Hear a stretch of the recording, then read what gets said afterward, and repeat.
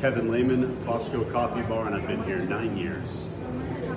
So actually, I didn't open Fosko. Fosko had been open for about a year, and then I took it over. At that time, I was running a drone company, and we were doing structural inspections, so inspecting bridges, high-mast light poles, that kind of stuff. And the one thing I was missing about that was people. So I was on the road by myself a lot, and I kept coming into Fosko more and more often and spending more and more time here. And then that led to me taking it over in 2016.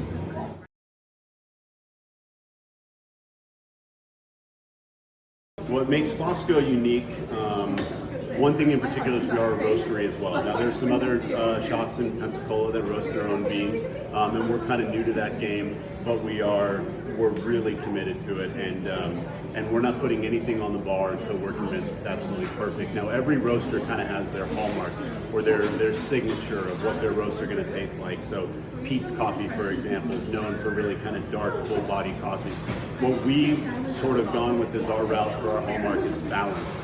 So coffee's kind of split up into 3 taste components. It would be body, acidity, and aroma. And it's not necessarily a matter of having the best body or the best acidity or the best aroma or no acidity. It's having a coffee where all 3 of those are perfectly balanced. And that's really what we shoot for in the beans that we roast here. So for every probably 20 samples or so that we bring in, we'll only take about 1 of those. And then from there, we'll roast it several times until we've nailed the profile on it, and then it finally goes on the bar.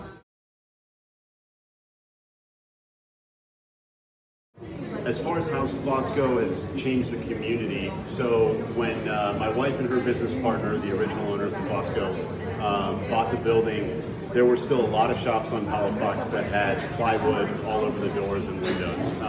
Palafox was starting to come up and starting to kind of to make a name for itself, but there was still a lot of work to do. So with this building, when my wife and her business partner bought it, it was boarded up.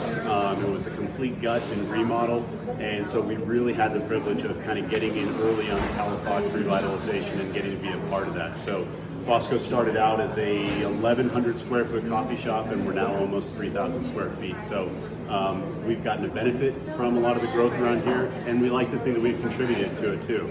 A lot of people that have opened other businesses downtown, they've had their business meetings here, they've looked over their blueprints here, they've come up with their ideas here. So we feel like it's a very symbiotic relationship we've had with downtown. We're benefiting from it, but we're also putting back into it as well, and that's been just so much fun to watch and be a part of.